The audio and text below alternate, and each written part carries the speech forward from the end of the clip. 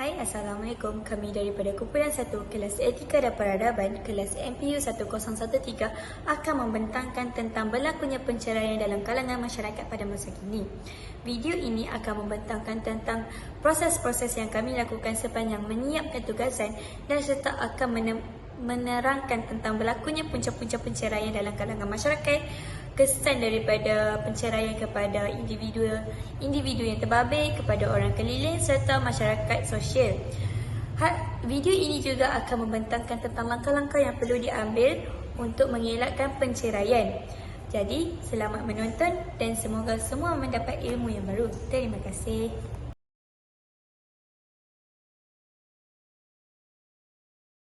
Assalamualaikum Doktor, nama saya Irda Syafiqah binti Muhammad Musa dan nama matrik saya 284316. Saya akan menerangkan beberapa isi penting bagi pengenalan untuk isu perceraian. Menurut bahasa, perceraian bermaksud berpisah, manakala menurut istilah pula ialah keruntuhan hubungan perkahwinan dan menyebabkan hubungan suami isteri terputus atas faktor-faktor tertentu seperti masalah kewangan, masalah komunikasi dan sebagainya. Perceraian di sini merujuk kepada satu jalan terakhir yang dibuat oleh sebuah pasangan untuk menamatkan ikatan perkahwinan. Ia boleh terjadi tanpa mengira tempoh perkahwinan itu terjalin. Namun, kebiasaannya tempoh 3 tahun awal adalah satu tempoh kritikal bagi pasangan kerana ianya tempoh untuk memahami dan menerima segala kekurangan dan kelemahan pasangan mereka. Dalam konteks agama Islam, perceraian amatlah dibenci oleh Allah SWT. Ini kerana ianya bukan sahaja memberi kesan kepada pasangan suami isteri, malah kepada anak-anak. Namun, sekiranya perkahwinan tersebut tidak lagi dapat diselamatkan, maka perceraian adalah jalan yang terbaik bagi kedua-dua pihak. Justru, perceraian yang dilakukan perlulah dibuat dengan suasana yang aman dan terkawal agar tidak memudaratkan mana-mana pihak. Dan itu sahaja daripada saya. Terima kasih. Selamat sejahtera Doktor, nama saya Pun Ibe, matris nombor 2799696. Hari ini saya akan membentangkan tentang objektif. Dalam kajian ini terdapat 3 objektif. Yang pertama, untuk mengenal pasti punca isu perceraian di Malaysia. Yang kedua, untuk mengenal pasti kesan isu perceraian di Malaysia. Dan yang ketiga juga yang terakhir, untuk mengenal pasti cara mengatasi isu perceraian di Malaysia menurut FPK iaitu Falsafah Pendidikan Kebangsaan dan Rukun Negara. Sekian, terima kasih. Selamat sejahtera, nama saya Oh Hui Ru, nombor matrik 277596. Saya akan menerangkan metodologi. Reka bentuk dan metode pengumpulan data yang digunakan oleh kumpulan kita ialah kuantitatif dan kualitatif. Kajian dijalankan secara kuantitatif iaitu melalui penggunaan borang soal selidik untuk mendapat informasi dari orang sekeliling. Manakala kaedah kualitatif iaitu melalui bahan-bahan rujukan juga digunakan untuk mendapatkan maklumat selanjutnya yang berkaitan isu penceraian.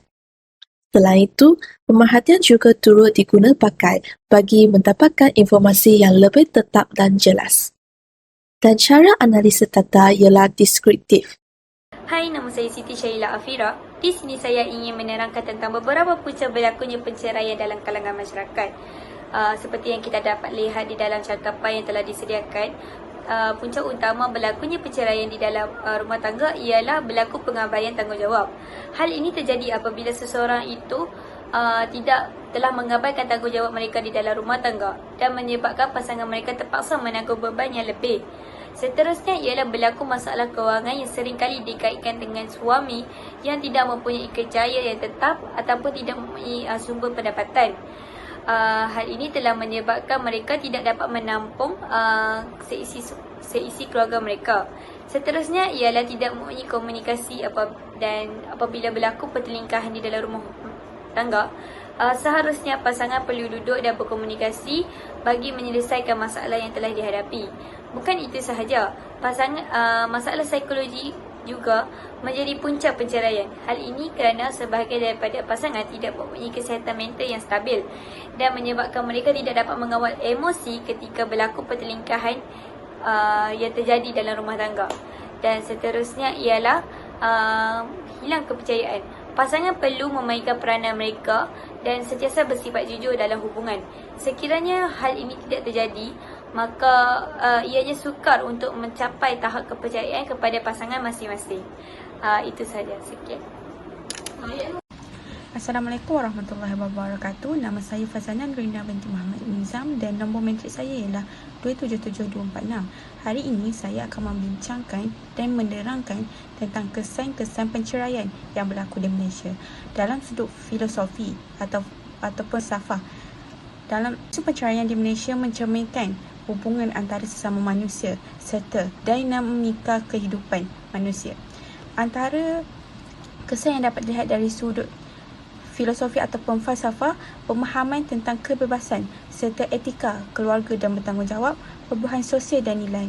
Dan sini kami ambil dengan lebih tentang kebebasan, di mana isu perceraian di Malaysia mempertanyakan pemahaman tentang kebebasan individu dalam mengambil keputusan peribadi terkait hubungan dengan perkahwinan.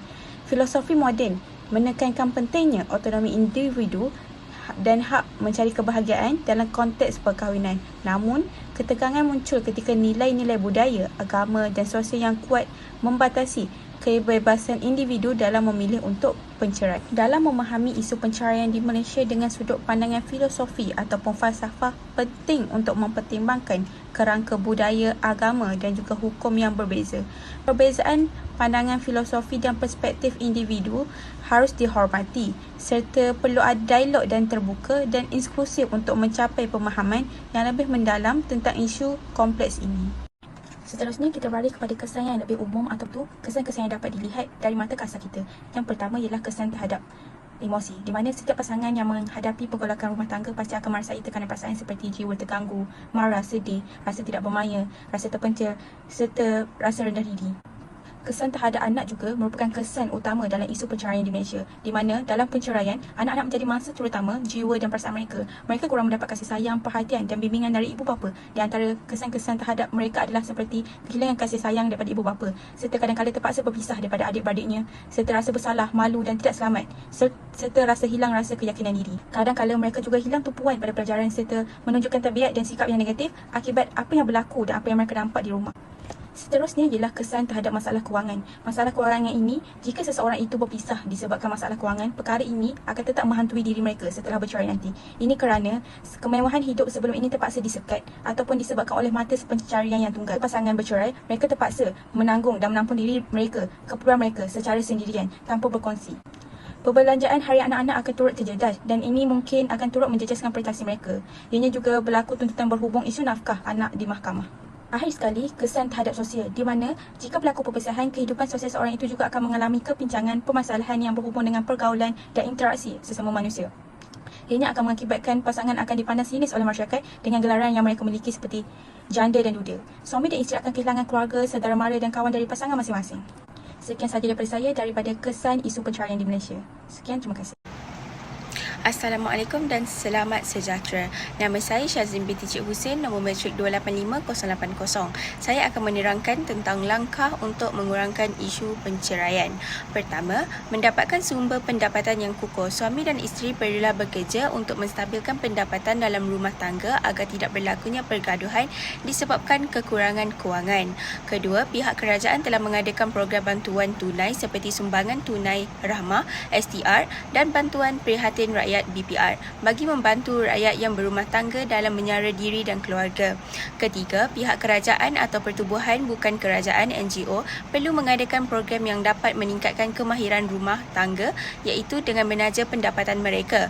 Keempat, suami dan isteri perlulah menangani masalah kewangan bersama malah bukan bergantung pada satu pihak sahaja. Kelima, suami dan isteri perlu mempersiapkan diri dengan ilmu rumah tangga iaitu dengan mendapatkan nasihat daripada orang yang lebih tua atau yang berpengalaman.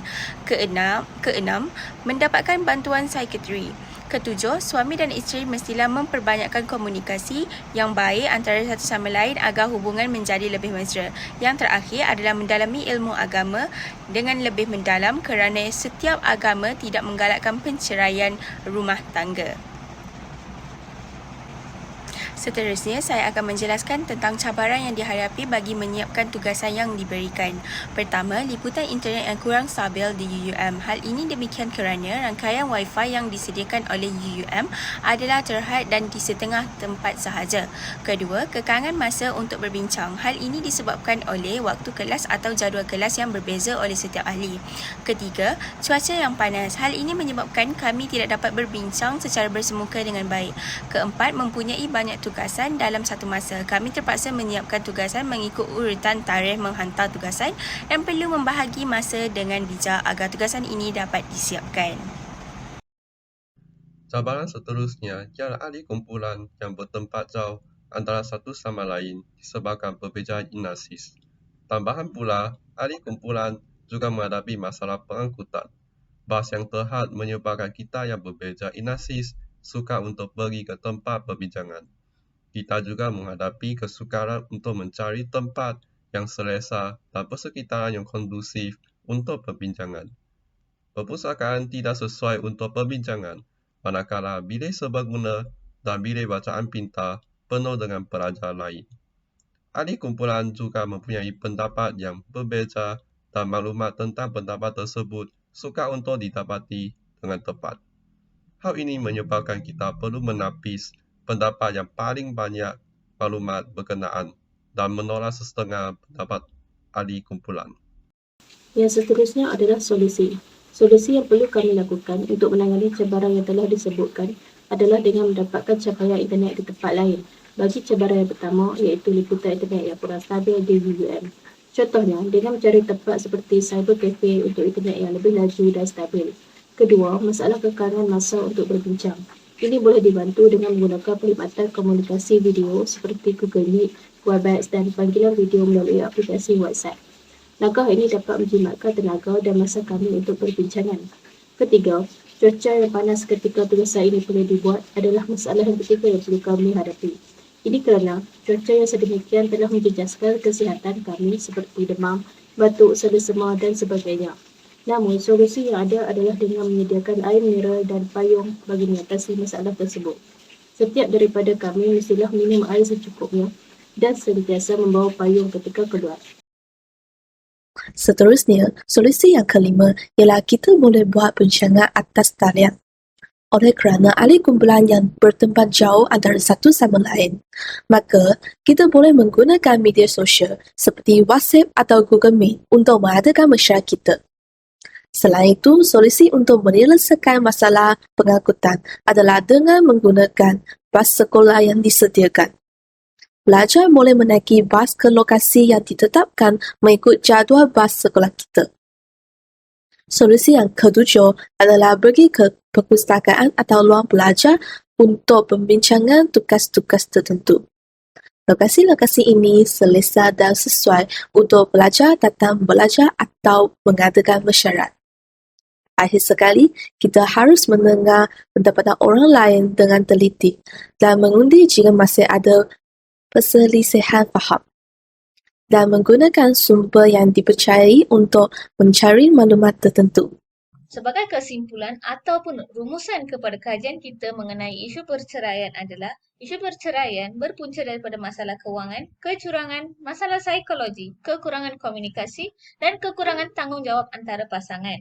Untuk membendung ataupun mengurangkan masalah perceraian dalam kalangan masyarakat kita, semua pihak perlu memainkan peranan masing-masing bagi mengurangkan keadaan perceraian yang berlaku dengan mengenal pasti punca dan kesan perceraian.